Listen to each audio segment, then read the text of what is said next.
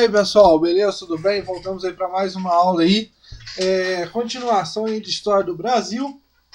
Na última aula eu falei para vocês que nós iríamos começar a parte de crise do Segundo Reinado, mas eu achei interessante nós falarmos desse tema aqui primeiramente, antes de entrarmos aí definitivamente na crise do Segundo Reinado. Como você já sabe, né, o curso de História, né, ele é completo, que é para concursos vestibulares e também pré-militar. O e-mail, historiacomp1@outlook.com, Facebook, Istuçá. E o celular para mensagem, o 3291650267. Conteúdo, História do Brasil 41, exatamente isso, 41, né, um não. E o tema, qual que é o conteúdo? Evolução do pensamento republicano. Pessoal, é interessante nós observarmos esse ponto para podermos analisar como que esse pensamento republicano começou a surgir, né, e como que ele ganhou força. Vocês sabem aí dos principais partidos republicanos que serão formados, né, o Partido Republicano Paulista e o Partido Republicano Mineiro, mas com a ênfase maior no Partido Republicano Paulista. Mas, pessoal, a crise do Segundo Reinado, pessoal, está muito ligado também com essa evolução do pensamento republicano através do movimento republicano que dará aí a partir de 1870. Como nós já vimos também, a influência também da Guerra do Paraguai, nós vamos observar também questões militares, como ideias republicanas, nesse caso positivistas, dentro da área militar, e também conflitos com a igreja, que vai levar também o choque o choque e também esse desgaste com a monarquia. Mas é interessante nós observarmos essa evolução do pensamento republicano. As ideias republicanas, pessoal, são antigas no Brasil, né? São antigas por causa de quê? São antigas que vêm lá desde 1700 e pouco, lá da Revolução Francesa, né? Que vai influenciar aí muito, né? No caso aí, que nós já observamos aí no período colonial, a chamada Inconfidência Mineira, aonde lá você observa que eles pregavam as ideias republicanas, né?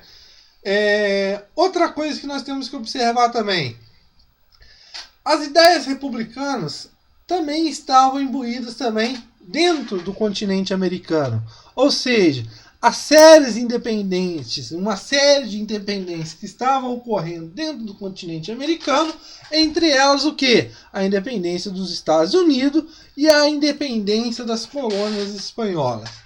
Então, são ideias republicanas que estão entrando dentro aí do continente americano.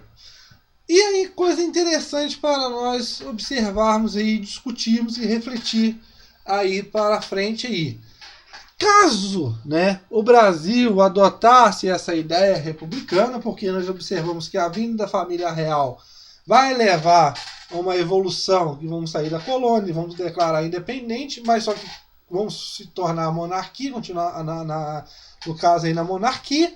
Mas se o Brasil adotasse essa ideia republicana, poderia ter acontecido uma coisa, ou seja, a divisão do Brasil, ou seja, a monarquia de uma forma ou de outra, ela conseguiu consolidar e também conseguiu manter a união dos estados, aí, das províncias, das regiões que formam o Brasil. Tranquilo, pessoal? E caso, né, ela tivesse aí, nós observamos aí exemplos aí de fragmentação por causa da República, nós observamos o caso aí do Vice-Reino do Prata, né, que se dividiu aí em várias repúblicas. A ideia da Gran Colômbia, né, que nós já estudamos também, aí no caso aí de uma unificação, mas só que a divisão em repúblicas e tudo mais.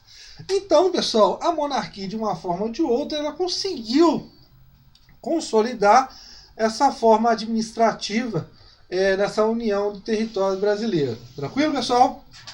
Então, só que, além disso, né, não podemos deixar de falar que temos diversos focos sobre ideias republicanas. Por exemplo, a Revolução Pernambucana e a Confederação do Equador, já estudados aqui no CHC, né, pessoal? Então, são focos aí também de ideias republicanas aí. E outra coisa que nós vamos observar, em 1831 nós temos a abdicação de quem? De Dom Pedro I, né? Nós temos o início aí do período regencial. E o que nós vamos observar nesse momento? Vamos observar que o período regencial com ato adicional, como eu já falei para vocês aqui no CHC, é uma dita experiência republicana, porque esse ato adicional vai dar, de certa forma, uma autonomia às províncias. Tranquilo, pessoal? Dentro desse período regencial, nós temos essa tal da experiência republicana. Só que essa experiência republicana se dá-se fim através do quê? Do golpe da maioridade, quando Dom Pedro II volta aí para o reino, aí para o trono, e chega no trono. Tranquilo, pessoal? Então, nós continuaremos aí no caso aí do segundo reinado, aonde no segundo reinado nós temos duas ideias aparecendo aí, né? Dois partidos, né? O Partido Conservador e o Partido Liberal, né? O Partido Conservador, a ideia aí de centralizar, e o Partido Liberal, a ideia da divisão, da autonomia, né? Da ideia federativa. E, nesse caso, você vai observar o quê? Que Dom Pedro II, ele faz de tudo para começar uma centralização do poder. E como que ele faz isso?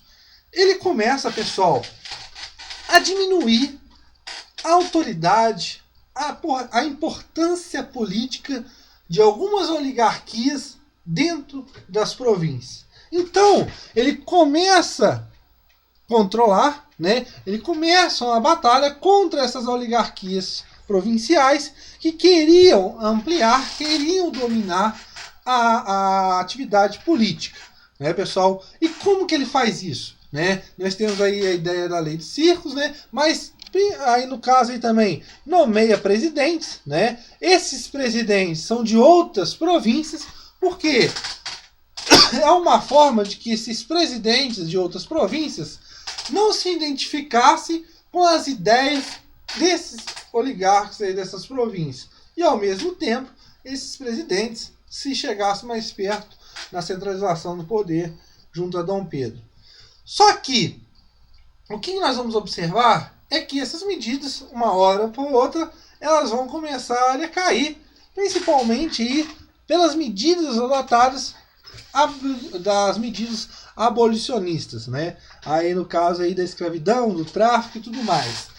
É interessante, pessoal, que os mesmos conservadores que impediram aí o caso do ato adicional com a lei de interpretação e tudo mais, são os mesmos conservadores que vão estar sujeitos a aprovar essas medidas abolicionistas.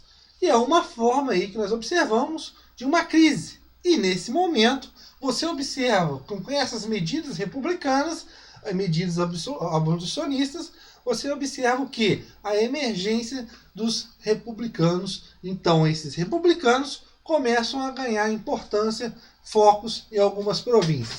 Tranquilo, pessoal? E, nesse momento, nós vamos observar que o foco principal aí republicano, né, o foco principal, deixar o negócio voltar, o foco principal vem da onde? Vem aí da Guerra do Paraguai, que nós vamos discutir mais à frente. Mas, em 1868, pessoal, nós vamos ter a deposição aí do gabinete liberal, né? Do Partido Liberal vão sair do poder. E, em 1868, nós vamos observar a divisão dentro do próprio Partido Liberal. Essa divisão acontecerá da seguinte forma. De um lado, teremos os reformistas, né, que foram contrários a essa saída e tudo mais, e de outros radicais, que depois virariam quem? O Partido Republicano. E dentro desse Partido Republicano, pessoal, há um destaque para um cara chamado Quintino Bocaiúva. Ele tinha recém-chegado aí dos Estados Unidos aí, como vocês sabem, ideias republicanas e estava imbuído, estava cheio aí de ideias republicanas na cabeça, pipocando em sua cabeça, tentando passar para o Brasil. E isso ele vai ajudar a fazer através do Manifesto de 1870, aonde ele diz, né, somos da América e queremos ser americanos. Ou seja, você observa a influência dos Estados Unidos, a influência das ideias republicanas dos Estados Unidos dentro das ideias aí de Quintino Bocaiúva. Tranquilo, pessoal? Então, nesse caso, nós temos o início aí dos chamados movimentos republicanos, o movimento republicano. É interessante, pessoal, que esse partido republicano, a grande parte da população na época eram o quê? Pessoas incultas, que não tinham aí, pessoas analfabetas, que não tinham muito acesso aí à educação e tudo mais. A palavra república, o nome república para essas pessoas, como a gente pode dizer, soava-se meio estranho em seus ouvidos, né? Mas o que vai ser a ideia do Partido Republicano, a ideia dos republicanos? Será o quê? Pegar quem? Observar e juntar ao seu lado pessoas que são cultas, ou seja, pessoas que são letradas, aquelas pessoas que tiveram a oportunidade de ter um conhecimento, viajar e tudo mais, e nesse caso, essas pessoas estão imbuídas e com muito desejo de chegar ao poder e, consequentemente, essas pessoas têm a ideia republicana em seu sangue, né? Dentro disso, pessoal, nós vamos observar que nós temos os republicanos no Rio de Janeiro, em Minas Gerais e em São Paulo, mas vamos destacar aqui mais São Paulo e tudo mais, depois nós falaremos mais sobre os outros. Os republicanos do Rio de Janeiro, pessoal, eles vão ter uma ideia aí, mas aí alguns adeptos aí do republicano do Rio de Janeiro, eles defendiam o quê? Uma liberdade civil e política, né? Uma liberdade de representação, entre outras coisas, mas uma liberdade civil política, né? E a federação, claro, óbvio, e o fim da escravidão.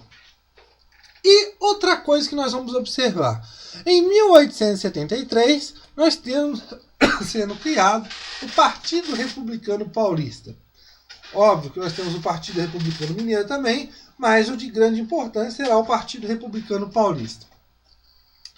O Partido Republicano Paulista, pessoal, ele vai se diferir um pouco do Rio de Janeiro, né? Que aí alguns falam que ele não se torna ainda um partido e tudo mais, ou do Rio de Janeiro. Mas o Partido Republicano Paulista ele vai se diferenciar.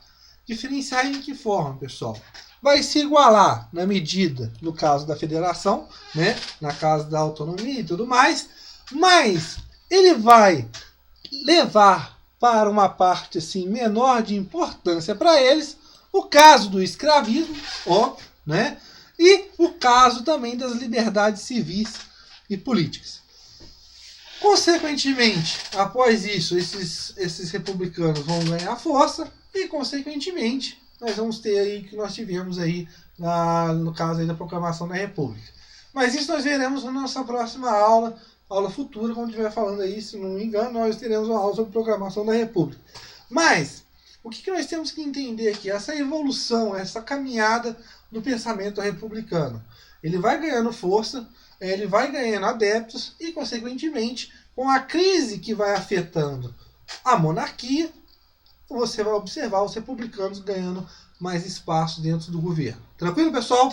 Na nossa próxima aula, nós aí sim vamos começar a parte que fala sobre crise da monarquia, né? A crise do segundo reinado. Beleza, pessoal? Um abraço para vocês e na nossa próxima aula voltamos.